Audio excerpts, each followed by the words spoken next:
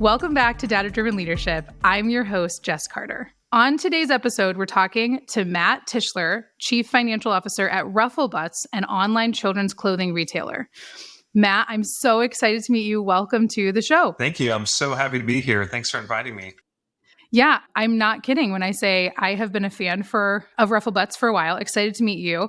Really was just buying probably 3 or 4 RuffleButts swimsuits. Those are our favorite gear last night, but they have been our only swimsuits we buy for our kids since they were born.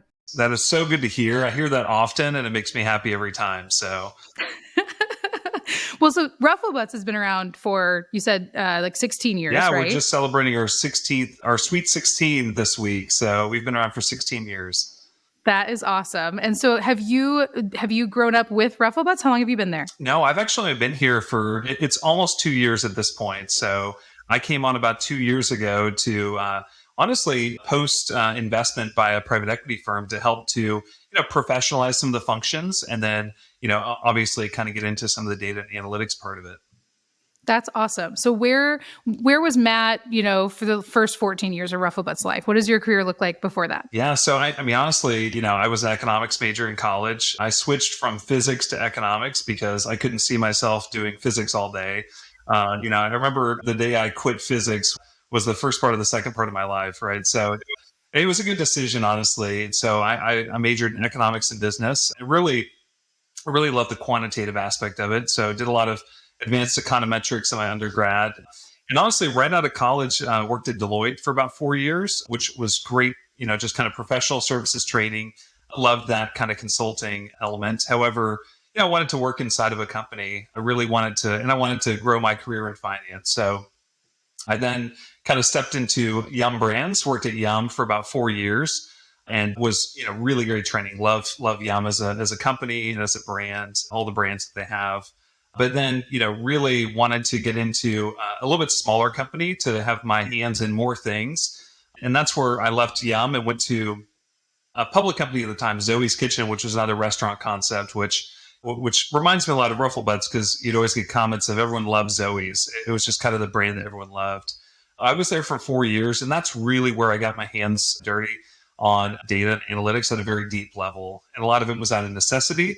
And, teaching myself lots of things to be able to get to the right answer, teaching myself SQL and whatnot. And, honestly, from there, went back to Yum for a couple of years and then had really always wanted to kind of work within different industry. And, that's where RuffleButts came to mind. And it's been such a great fit getting into the private equity space, but then also getting to work with such a loved brand and fast growing brand as well. So every day is very different here. And I wear a lot of different hats, one of which is kind of leading our data and analytics kind of platform and roadmap. Okay. So tell me a little bit more about this data and analytics roadmap. So when you showed up at RuffleButts and you kind of, you've had all this other really rich experience and you've talked about economics, finances, data. When you walked into RuffleButts, kind of what was your first 90 days? What did it look like? What did you find? Kind of where did you kind of get your sense of direction? Yeah. So, I mean, when I first joined, the good thing is RuffleButts had a pretty solid foundation in that they had an ERP set up. So they had NetSuite, which was, a very common, great ERP. I just had never, fully utilized it and needed to figure out how to get data out of it that I could use to kind of understand what's going on in the business. So I would say one of my first things I did was, there wasn't a lot of kind of more formal kind of weekly reporting as you'd expect in like a PE-backed company. Had been small, founder-led for many years. And so, a lot of the information there it wasn't bad, but it just wasn't up to the level that I wanted it to be and that our PE sponsors needed it. So some of my first things were to really just understand, hey, what did we do in sales yesterday? Okay, let's make sure I have a report to be able to understand that by channel, by product category, everything. And then kind of building out that weekly kind of report to basically then have a scorecard of, what's going on in the business. But then anytime you develop something like that, it generates more questions. And that's honestly where I very quickly hit a wall with NetSuite CSV exports is you get to a point where it's like, hey, well, what gets into that number? And it's like, well, I don't know, give me 4 hours and I'll go figure it out. Right. So I was unable to kind of drill into data, which is something that I knew was possible once you just get the right infrastructure set up. So I mean, I remember even in my first month, I was trying to figure out, okay, how do I kind of get a data model or data warehouse solution in place? But it wasn't until probably about a year after I joined that I was able to actually do that, because there were a lot of other, a lot of other things on my plate at the time that I needed to tackle first. So it was more of a, hey, let's get something that works for now, and then we can go make it better a little bit later. And that happened about, so right now it's April 23, so it was almost a year ago that we started our journey.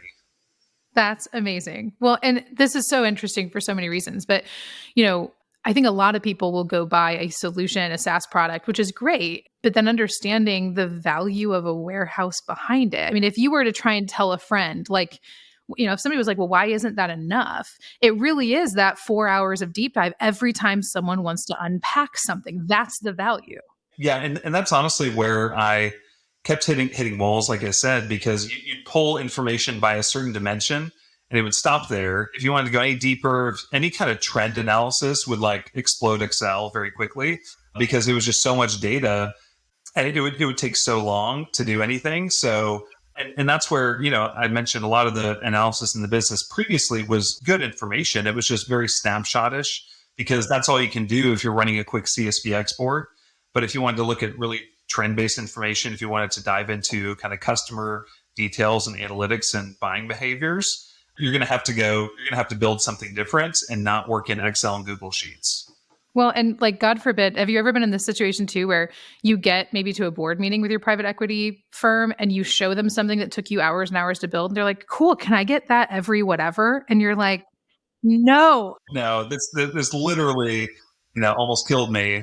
So the answer is maybe once a quarter. It's like a perfect, like, I can if you help me fund a warehouse. And actually, funny story about that. I remember, I think it was one of my first couple board meetings. I actually did do a bunch of CSV export out of NetSuite, and used a free trial of Alteryx, because I know Alteryx decently well, to kind of pull together a picture of the customer, right? And so I did all that for a board meeting. The board loved it, and then they're like, "Yeah, we'd love to see this more often." I was like, "Well."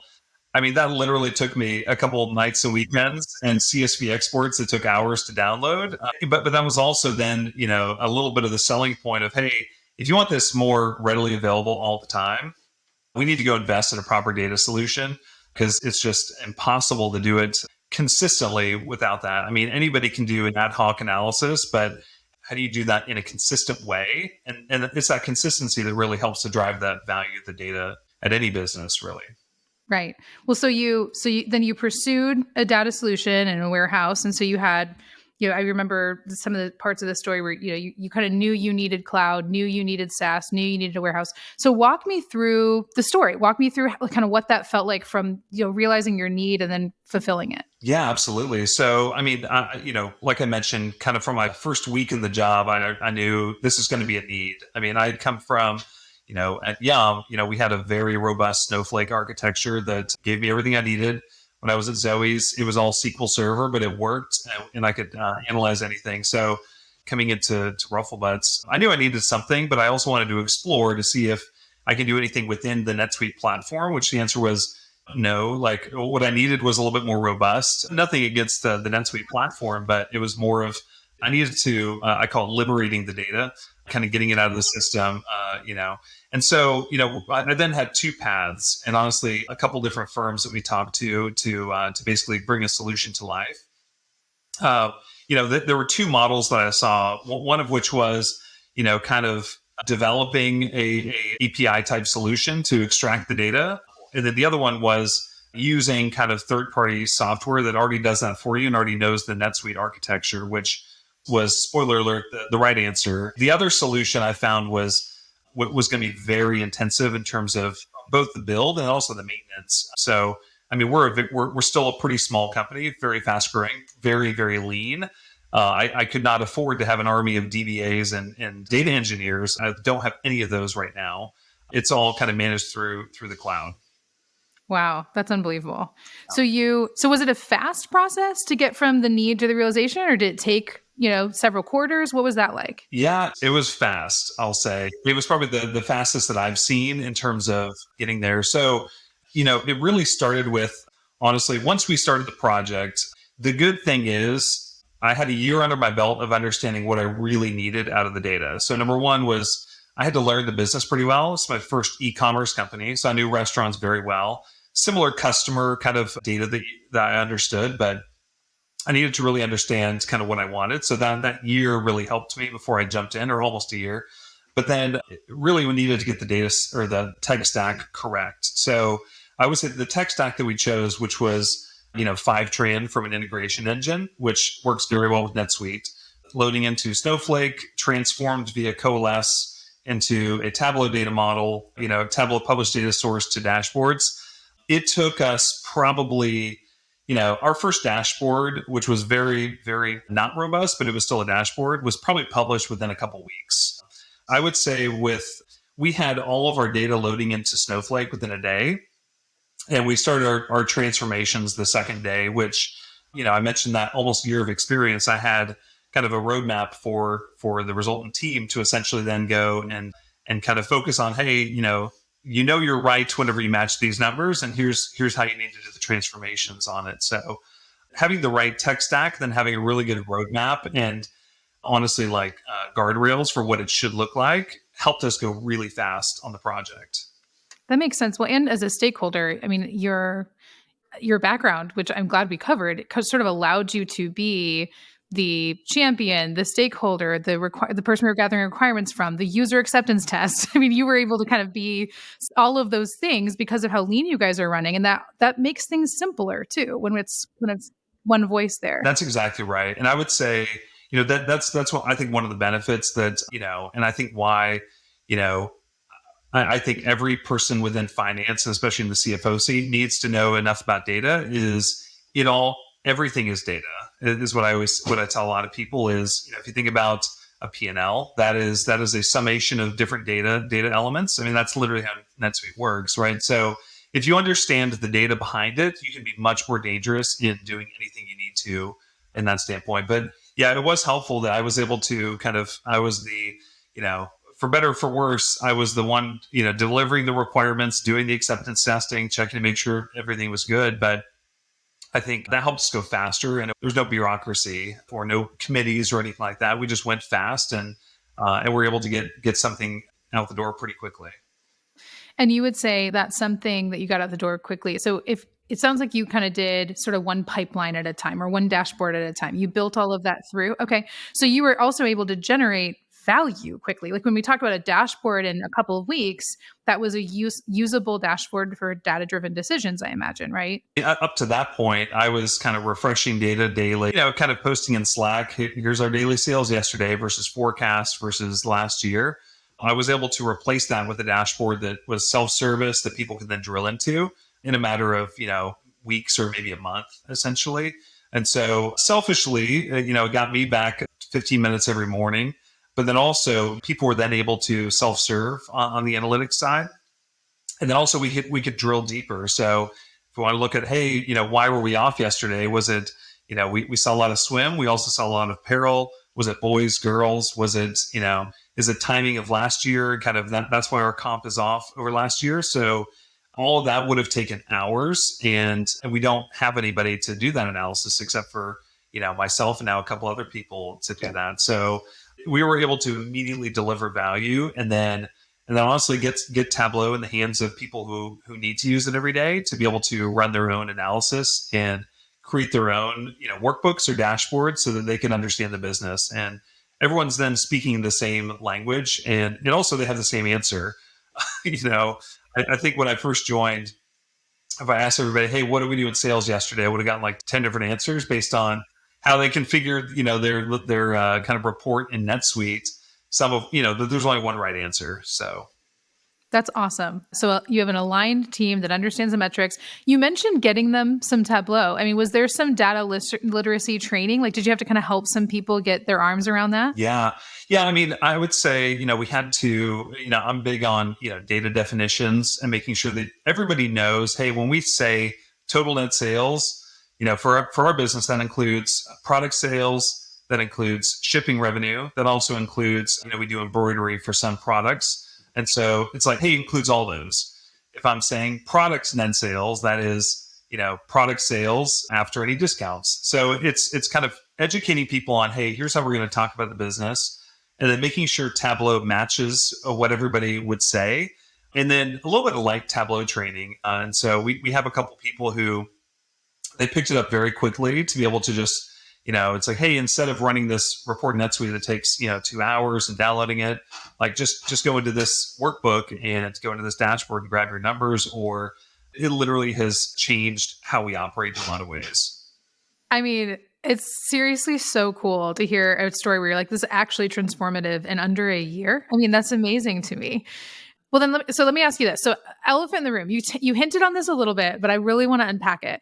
If I had heard this story and I was guessing the role the person playing it was, right? Like I wouldn't have guessed CFO. I would have guessed chief data officer, CIO. And so you really did talk about this. And I think that was a blind spot for me in the first 10 years of my career, is understanding, hey, like a great CFO, especially in private equity, has to have their arms around the business and make sure that the business has their arms around the business, that we're all talking about the same things and care.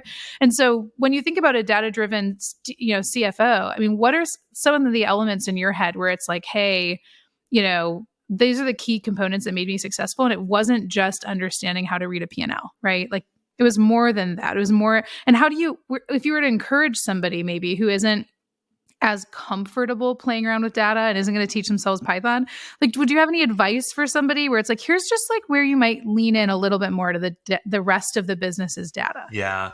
I mean, honestly, it's I'll talk in generalities, and I'll talk a little bit about how I got to that. So I would say the first thing, the first advice I would give to others in the CFO chair are, just understanding how the kind of data infrastructure works, and how, as simple as it sounds, relational databases work, and then drawing that into kind of what they do on a day-to-day basis will help you think about, hey, yes, I can get to the answer to that question because I know the data is there somewhere. It has to be, right? And so that, honestly, my eyes started to be open a little bit more. I think back when I was at Zoe's, I taught myself SQL because I needed to answer questions I could not with the current data that was in front of me. And so I remember, talking to our DBA, I would see her do something in SQL. I literally wrote it down on a piece of paper, went back to my desk and started just messing around with it. And then in 2 years, I had basically taught myself sufficiently to where I could do some pretty complicated things and build my own tables and, do this. But to me, it was out of pure necessity. And, also because, and this is kind of one of my other things is curiosity. Because I think the good CFOs I've worked with are very curious. They want to understand what's driving something. And so, usually if you have a desire to know what's going on there, you're going to try to learn all the tools to be able to get there. Most CFOs are not going to be able to do that or not need to do that, but at least understanding how their teams are going to get there will help them equip their teams in the best fashion and making sure that they're putting their teams in the best position to have the information. So, where I've seen this work well is, hey, the less wall there is between IT and finance, the better. I've been in organizations where there's a pretty big wall and, finance may not have access to that kind of data. But the more, I've seen SQL, Python, and those things more in the finance data set because, finance folks are naturally curious. They want to understand what's going on. And so they tend to then say, hey, I want to go figure out the answer myself versus kind of, submitting a request for an answer, right? It's much more satisfying and I think efficient to go equip your teams to be able to do that. So, sorry, I'm so fascinated and interested in the story because think about what would have happened if you wouldn't have dug to understand the business, right? You'd never been to an e-commerce site. You hadn't ran that business before. If you didn't dig to understand, you would have built a bunch of dashboards that said the wrong thing to the wrong. It would have been total like vote of no confidence on why do we need a warehouse if everything's broken, right? That's exactly right. And it's and honestly, like our journey, still almost a year in is like just beginning when it comes to the data. But even having just that granular data of, hey, how much did I sell by day, by customer, by order? What did I sell? That is the most basic you can get. We now have that in a very clean data warehouse with a Tableau data source a lot of people have access to. they can slice that any which way they want.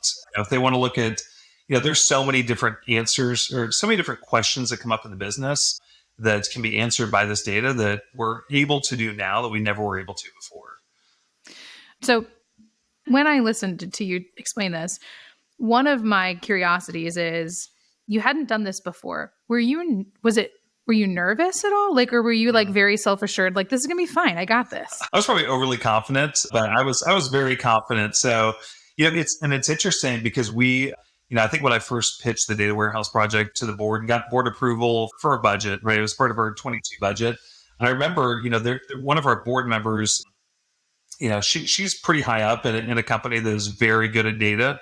And so, I spent extra time with her and actually one of her data engineers just going over the stack because she's like, hey, we've gotten this wrong before and it cost us 2 years. So she's like, hey, can we spend a little bit more time? I want to make sure that you're good on the stack, right?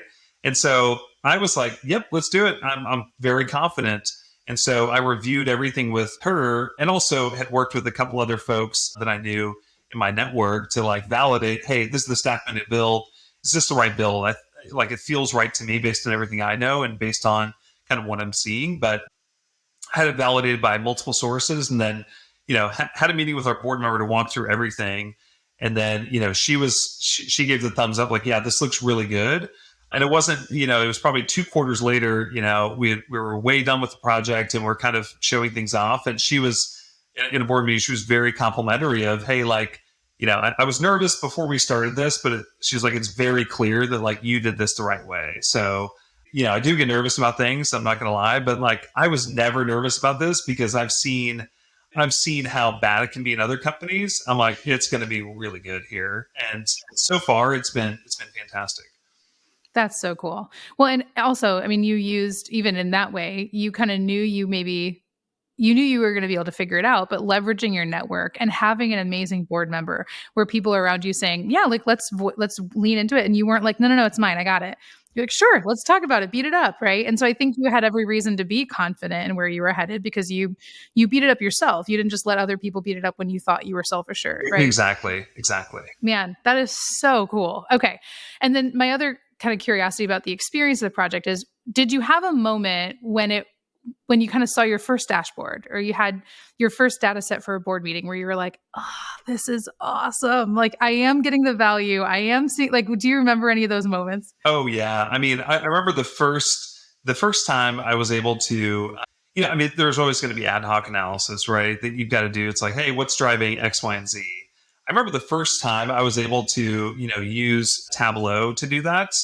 And then the first time I was able to use SQL to do, something a little bit more complicated to understand, like, hey, it was some kind of basket analysis. Like, hey, do people who buy this typically buy this as well? I was like, man, I remember telling our CEO at the time, I was like, this, like, I would have told you no if we didn't have this. I would have said, hey, I actually can't, I'm not going to be able to get to it because it's going to take me, a couple of years to download the data. But it took me, 10 minutes. And so those were good feelings. And it was honestly a little bit of the validation of, about a year's worth of wandering through the desert without a data warehouse and then being able to implement it and then be on the other side and have that solution. It was validating in the sense that, number one, I was able to answer questions I couldn't before, much better speed. And then how selfishly, I remember we published our first dashboard right before I was and kind of set up the automation for the reporting right before I was going to be on vacation for like a week because I was like, I don't want to do this report every day while I'm on vacation. And so like we got it live and then I was out for a week and it went off flawlessly. Everyone got their information. Nobody bugging me for that week. So that was a selfish one, but it was still also, I think, how do I say this differently? I can't be if it's only me, I'm going to be the bottleneck every time. Right. And so we have to both liberate the data and then democratize it. Right. That's such a beautiful phrase. That's one of my favorite phrases because if everybody comes to me for answers, then they're going to be disappointed because people joke about taking a number before they get to my office because I just get bombarded with things. But I want to be able to give people the tools and the data they need to run the business. And that's honestly what makes me happy is when I see people go solve an issue or really, come together with an analysis to make a recommendation. And I was not involved in it. Like that makes me happy because I know that they wouldn't have been able to do it beforehand. So you actually just answered maybe my last question I had for you, which was how are you seeing the business mature in light of having some of this and the whole solution that you have? And it's like people are coming to you with some level of analysis or asking you questions. But it was like, I imagine you're able to tackle a next set of business problems because of this that you couldn't quite get to before. That is pretty neat. The questions that we have evolved. So, when I first joined, it was, what is sales? And then number two, it was like, hey, okay, what was sales yesterday? And then did we hit forecasts? Are we above or below last year? That then leads to, okay, well, what drove that variance? Okay, let's figure that out. And then you get into, and this is the journey we're on now, which is then the customer level insights of, well, one of the things we've done in the last, I would say this year is kind of joined in a lot of our Google Analytics data to the transactional data so that we can see, hey, I know that, Jess bought some stuff yesterday and she went directly to our website. She didn't go to an ad or anything. And then I can see kind of, hey, what was her journey before that? And then how do we, then build a propensity model to say, hey, if I see Jess's in the future, like, do I think they're going to order or not? So I mean, the level of sophistication of the questions that we can ask and then potentially answer is just going to keep going up and up as we, number one, add more data sources and join that all together. And then also just as we get more comfortable with understanding the day-to-day business. Absolutely. Very cool. Well, is there any part of that story that I haven't asked you about and interrogated you enough around that you wanted to share? No, I mean, I think we've covered it quite a bit. I mean, it was a pretty, seamless process, honestly, from my mind. It went smoother than I expected. They're definitely, the more you dig into the data, the more you figure out stuff, and there's gremlins that pop up that you're like, wow, I didn't know that was going to pop up, that you just kind of solve in the moment. But I think one of the things that I don't think I've talked about is the reliability and scalability of the solution. Is like, I mean, this solution worked very well for where we are, and it's gonna continue to scale because we started off with adding NetSuite data, and then also we're piping in kind of our forecast data, which is just in a spreadsheet that we just get into Snowflake and kind of marry up. But this is going to scale 2, 3, 4x kind of where we are now, and as we pipe in more data sources, and it's been very reliable.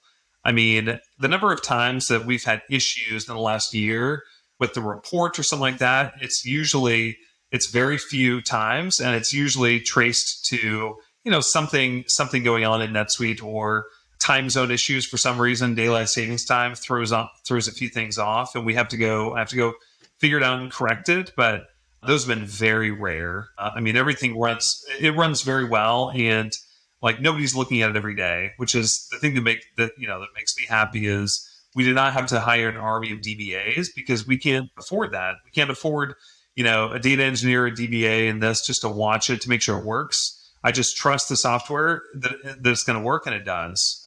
Well, and I'm so glad you mentioned the scalability because, yeah, I think a lot of places wait until they kind of have to do this. And I feel like you had the foresight to know it was needed. And now it's a little bit hands off, ask great questions, get out of the way, but it can hang with you for so long.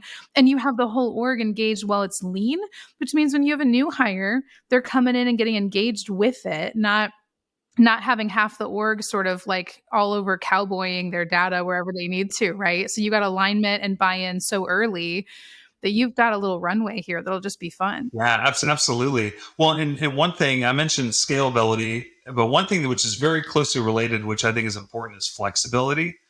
And I know this because I kind of an analyst at heart. Is I always want more information, which to a lot of the data folks, on the engineering side, it's like, oh, he's going to want another column in this report. He's going to want another field, right? And in a previous kind of organization I'm into, like that's an IT ticket that takes like 3 weeks to resolve, if it works. But with the solution we put in place, like I'm like, hey, I forgot to map this in whenever I needed it, and actually I do need it. That actually came up a couple months ago. I needed this one field mapped in from NetSuite, and I was able to, through Coalesce, was able to get that mapped in about 30 minutes, and then just refresh the database. And then it's good, and it's all the historicals back to 2013 are updated. So the fact that I was able to do that myself was pretty powerful. So I would say that a lot of this journey kind of culminated in, we had our PE firm Summit Park in. We had a couple of folks from there in on back in January to kind of review the business and everything at a pretty deep level. And I had a bunch of stuff prepared, but also prepared a bunch of Tableau, just kind of workbooks just to show a couple of things, and they were all like blown away with the fact that I could pivot how I'm looking at the business so quickly and look at all the different metrics that we need to. They were truly astonished that was possible and that's what we built. Because I think they had seen some of it. They're like, this looks really good. But when you're able to see it in action and be able to see, hey, okay, well, can we look at it this way? Sure, here you go. They had never seen it that flexible before. So that is awesome. Well, and I mean, when I think about some of the flexibility, that is also forethought, like from you as a data-driven leader, right? Of like, okay, I'm a curious person too. And so most of the time I'm awful when it comes to someone. If I was in a SQL world all day, every day, I'm always going to look at a report and think I want one more thing on it. Always. I will always be curious about a thing. And then maybe depending on the data, it can go away. I don't care, but like I care until I don't. So your ability to be like, this solution has to please this customer because I'm either going to be your best or your worst customer. Well, and this is also, I think it was also a really good fit with, Resultant in terms of because, Michael Tantrum, who we see very eye to eye. He talks about, he leaves Lego pieces all over the floor, but he gets something done pretty quickly. And I was like, well, I resonate with that because he also understood it was an iterative process. Because I'm like, hey, I told him, hey, I give you 90% of the requirements. The other 10% I don't even know yet. And we're going to figure those out together. And so the solution needs to be, if it's hard coded to that 90%, people downstream are going to be frustrated and it's going to take more time. So that's where the flexibility, honestly, to me is more important than scalability, although it does both. But like business needs change. Now that we're asking more, sophisticated questions like, hey, we've now got to track things differently. How do we get that into the data warehouse? And how do we make sure that the, orders are attributed a certain way? You don't know that whenever you start the project, you're trying to figure out, what happened yesterday. Right. So that's where that flexibility comes into play. Yeah. I mean, your data sharpens your people and your people sharpen your data. Right. And so like if they get better with your solution, they're going to ask better questions of your solution and it's got to be able to hang. Right. And so good for you. That's awesome. Thanks for listening, you guys. I'm your host, Jess Carter. And don't forget to follow the Data Driven Leadership wherever you get your podcasts and rate and review, letting us know how these data topics are transforming your business. We can't wait for you to join us on the next episode.